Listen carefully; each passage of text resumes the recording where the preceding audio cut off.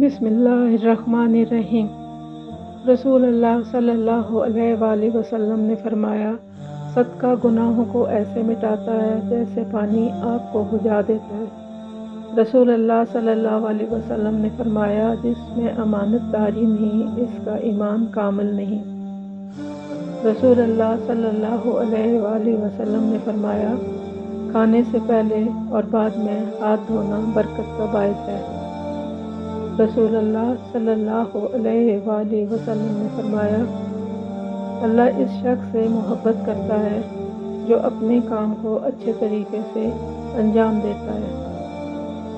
رسول اللہ صلی اللہ علیہ وآلہ وسلم نے فرمایا، تم میں سے بہترین وہ ہے جس کے اخلاق اچھے ہیں۔ رسول اللہ صلی اللہ علیہ وآلہ وسلم نے فرمایا، اگر تم اللہ پر بھروسہ کرو جیسے بھروسہ کرنے کا حق ہے تو وہ تمہیں اسی طرح رزق دے گا جیسے پرندوں کو دیتا ہے۔ رسول اللہ صلی اللہ علیہ وآلہ وسلم نے فرمایا، تم جنت میں اس وقت تک نہیں جا سکتے جب تک ایمان نہ لو، اور ایمان مکمل نہیں ہوگا جب تک تم ایک دوسرے سے محبت نہ کرو۔